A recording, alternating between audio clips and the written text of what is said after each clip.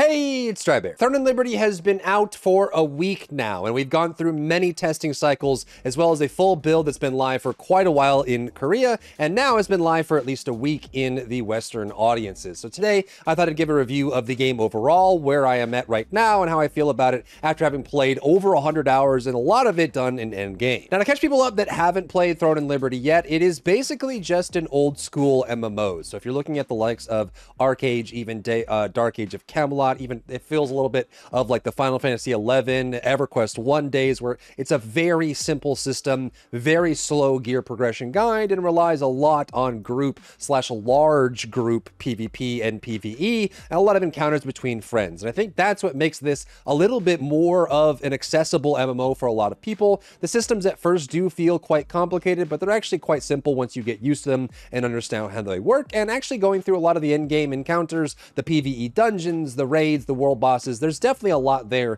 to chew on. And I think there's enough that if you are curious even a little bit about the game, it's worth picking up because it is free to play. It is available on console and on PC, and it is a good time if you have the time to invest into a game like this. And to be honest with you, I actually went into this thinking that I was just going to spend maybe a couple days to a week on it and then move on. But I've noticed that, like I mentioned, it is actually scratching that same itch that got from the really old school MMOs where you're just kind of going through, and there's a lot more depth to it at endgame than I was expecting. I'm actually enjoying the dungeons quite a lot, all the different mechanics you have to go through in these 6-man dungeons. It's 1 tank, 4 DPS, and a healer, and I think there's a lot of variety with the builds as well, but it doesn't mean that the game is perfect or by any means is meant for everyone. And I would argue that most people that are trying the game right now, it has blown up on PC and console, a lot of players flocking to it and trying it out, but I think that long term, a lot of the players that are trying it right now are likely going to fizzle out soon over the next couple months very easily, because I think once they get to the end game where they just doing contracts, doing their weekly missions, doing their raids, and everything becomes more reliant on guild progress or having very good gear, I think those players are going to fall off. But right now it is a good time to play for free. But let's dive into more of the specifics about the game, what I like, what I don't like, and what I'd like to see them fix going forward. Because keep in mind, this game has been live in Korea for quite a while, and they have some new advancements coming, things like tier 2 epics, tier 2 gear, 2 and 3 star dungeons, more difficult content to play around with, as well as seasonal events. There's a Halloween event, there's Halloween skins, all these kind of activities coming to make the game feel more alive. Now let's start with the weapon system and what makes this game unique. I've been trying a whole bunch of different weapons, and that's something that we'll talk about in a minute, how tough it is to change builds in this game. This game is definitely not built for someone like me who likes to play everything, because you kind of have to make new characters or just invest a lot of time in rebuilding up new builds. But there is some pretty cool aspects to the weapon system in this game. You basically have 2 slots that you can slot items into weapons, and you can choose any of the 7 weapons that you want and put them all together and have some combination of the 2 to create your own class, which is super unique. It means that you can actually go in here, and between the 2 weapons that you chose, you have your defensive parry/block mechanic, and you have all of these abilities, right? This is 12 abilities per weapon. You're going to slot those into the 12 slots down here. So you get to choose, you can choose all of one weapon, you can choose some of one and some of the other and mix and match them together. And how you put those together makes a big difference in the build that you create. So a lot of people have had fun exploring the theory crafting in Throne and Liberty to create their own builds to mess around with what they have. On top of that, you have 8 passive slots. You have of these, you have 14 different passives to choose from between your 2 weapons. And again, you can slot those in. And it goes even further. They actually delayed the launch of the game to include skill specializations, which allows you to make modifications to the existing abilities. And I think it was worthwhile because the game felt a little flat without another system to make the abilities change. So in some cases, you can actually change what an ability does completely, turn it into a brand new ability. And when you have this, it'll show up as a swap skill activation. So if you put points into it, it changes what the ability is completely, and you get different additives onto it, more damage, more duration. You can change the range of it, rework how it targets enemies. All of that adds a lot more depth to it, whereas before it was kind of like pick whatever you want. Now it's put things together, but you also get more specialization going into it, which is a double-edged sword in a lot of ways. I think that the customization is great because it allows people to flex their own experience and flex their own personality. In some cases, having too many choices can be a challenge for a lot of people. I know there's plenty of people out there that just want to know what a good class to play is, and they're so overwhelmed by the different weapons and options that they can put into their build overall. And I think there's also definitely some challenge in onboarding people into this weapon system, right? I want to use crossbow and staff. Is that a good build? What do I use with these abilities? What do I level up first? And there's a lot of questions that people have in that system, but that's not the major gripe that I have with the weapon system. I think in general, it's actually quite successful at what it does. It's fun to play, and you can kind of create your own process, but I think that there definitely needs to be some rigidity implanted into the game to make the game a little bit more playable.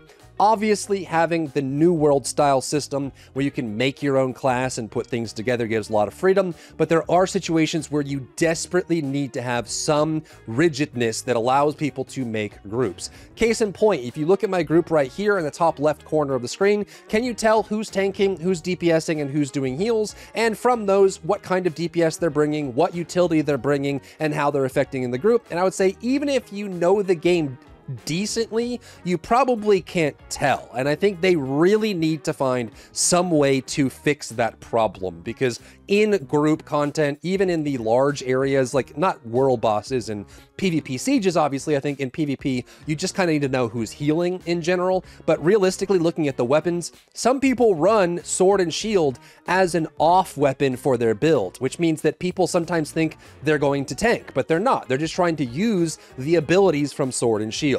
Some people like putting wands in their offhand because they want curses. They're doing some kind of poison curse cleansing build or curse bursting build, and so they put the wand on there, but because they have wand, people think they're going to heal. And so there's just all this confusion going into the game. Do we have a healer? Do we not? What kind of DPS do we have? Who's tanking? Can they tank? Do they have the right things to tank? Are they going to tank with sword and shield and greatsword? Are they going to tank with sword and shield and wand? Are they going to try and tank with something no one's ever seen before? Can they even generate threat? There's a lot of questions that goes into the game because they left it almost too open-ended. Now here in the party board, they actually have ways to group up with other people, and you can actually do this for even open world content when people do the open world dungeons to spend their two different kinds of currency, their dimensional contract tokens and their abyssal contract tokens. There are these open world dungeons that people will jump into and start farming globally, and a lot of times people will ask for a specific class. They'll like, I need a healer, I need a tank, I need someone to do this role. And again,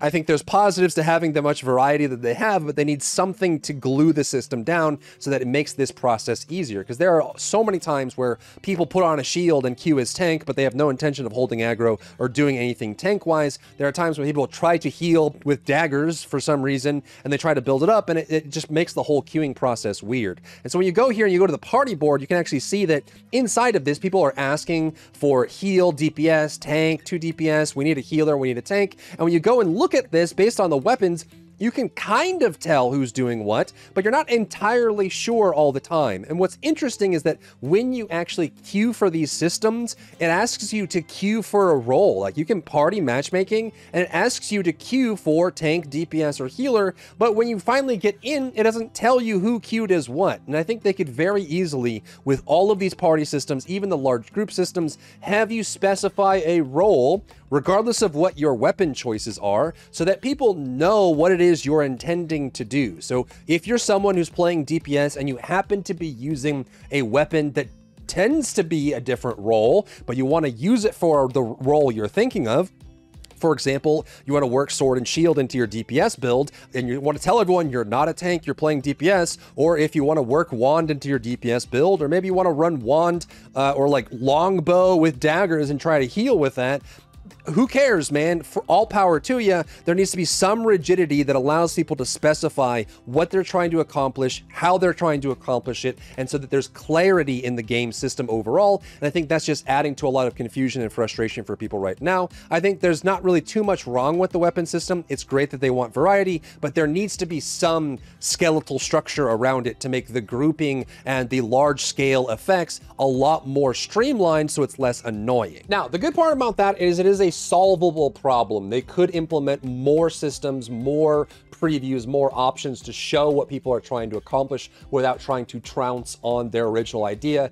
of having this open-ended system, this sandbox that you're allowed to play in. And I am enjoying the process of trying to make different builds, you know, change up the weapon styles and mix things in, and it kind of creates this really awesome opportunity to make your own playstyle or tweak or customize things, but it definitely has issues with expectations. And it also leads to another major problem that I think could be addressed in this game as well. And that is going to be the inaccessibility of being able to change your build once you've fully invested in it. In some cases, once you've used up all your growth stones and your growth books, it is almost better to just make a new character and level them up with those weapons in mind than it is to switch weapons. And this is not a new concept. If you play like gacha RPGs, for example, you get very invested in some characters when you get to max level, and it takes you a long time to be able to build out a full roster of characters capable of doing different things, different elements, different effects. And I think that's going to be very much true in this game as well. And that if you wanted to be able to play all weapons, it's going to take you a significant investment of resources to be able to accomplish that effect. But it's almost too restrictive in that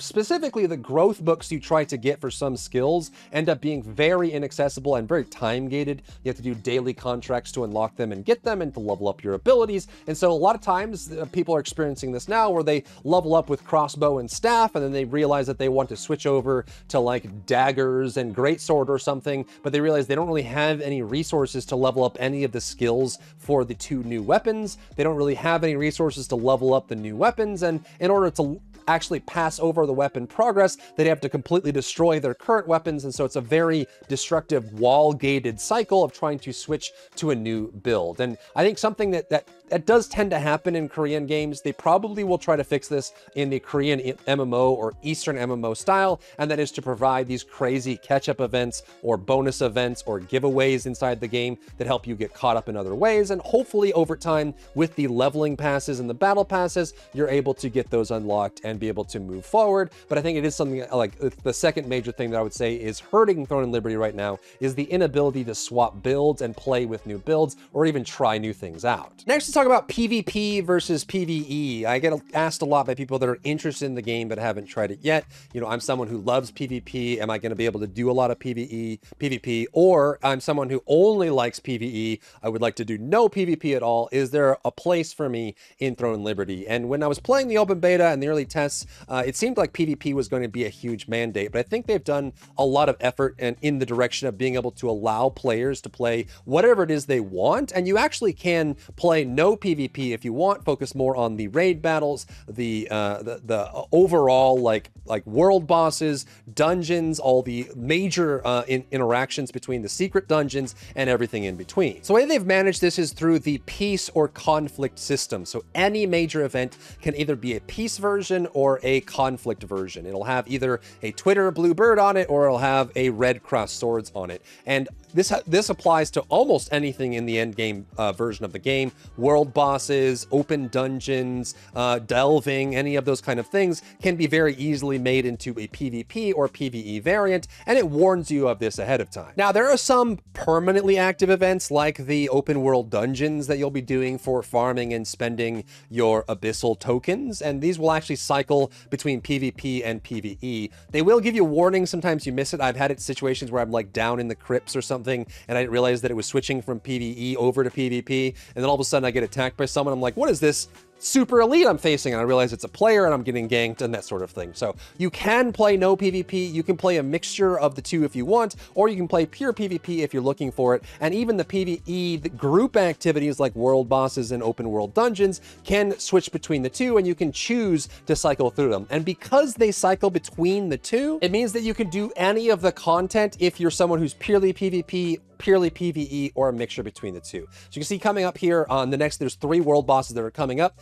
2 of them are the peace version, which means they won't have open PvP areas. There won't be constant PvP conflict. There'll be no PvP for these. So you can go to the world bosses if you want. And then Morokai, in this case, is going to be conflict, which means that there will be, you know, guild versus guild, open-ended, open world, like flagged PvP going on during the event, which is actually a whole new dynamic to these kinds of world bosses because you have people killing each other, fighting each other, doing CC on each other. It's a It's a wild experience, and it's more guild versus guild oriented because you really need a group. There's going to be people mobbing each other left and right. And a lot of the open world events too are in the same boat. Well, you'll have cooperative or peace versions of these, and there will be guild versions as well. And these rotate, which means that if you're looking to do a certain event, say you wanted to do Mordecai, but you were PvE only, you would just wait until the next drop of Mordecai. You can see that, you know, at 1600, it is conflict Mordecai, and then at 2000, 20 o'clock, it is peace Mordecai. So you have that different version. So it gives you enough room for people to play PvE versus PvP, depending how you want. And I was worried that it was going to be either like PvP required,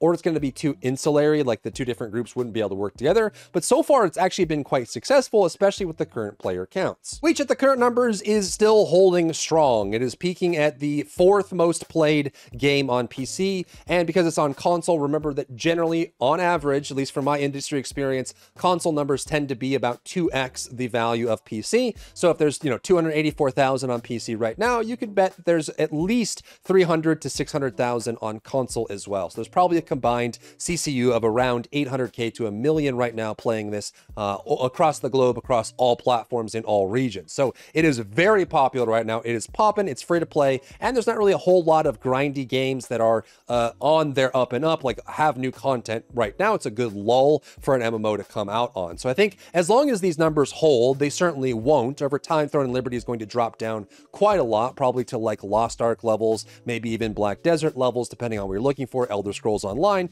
But it does have that variety option that is, it's new, it's feeling fresh, and it scratches that old school MMO itch, and it works and runs. And let me know if you're in the same boat I am, and that you were kind of going in cautiously, just going to put a couple days into it after launch. I mean, I played it a bunch in open beta. I played it in the early tests as well. And then coming into the launch on top of it, I was just kind of coming in cautious, but it actually is, it's a good time. I'm having a good time with it. Again, it's scratching that old school MMO itch that I haven't really had scratched this way in quite a long time. Generally, new MMOs are a little bit more modernized, where this is definitely the old school, very simple gearing system, very simple grinding system, reliant on parties and large groups of players to accomplish things and relying on that. So if you like, you know, Lineage or classic WoW or the old school games like EverQuest, you're definitely going to enjoy this kind of experience. And as long as they're able to keep content rolling going forward, I think it's going to be able to capture its own core audience long term. Now, they do operate on a milestone system, which you can see in game. This is like a group activity thing. Like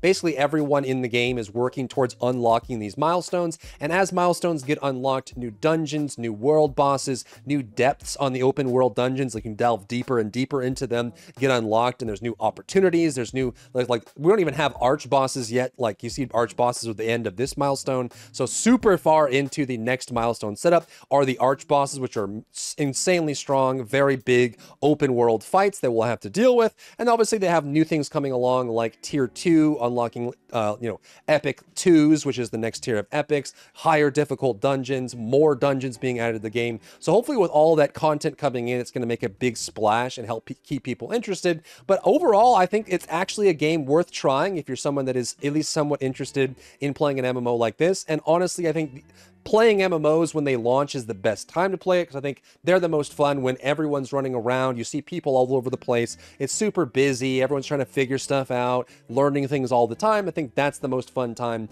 to play MMOs, not like when everyone knows everything and it's super sweaty. You just get to jump in and explore it and have fun. But of course, let me know what you think about Throne and Liberty down below. If you found value in today's video, leave a like down below, leave a comment for the algorithm to help this video get seen by more people, and don't forget to check out my other channels for other content and other stuff and other things.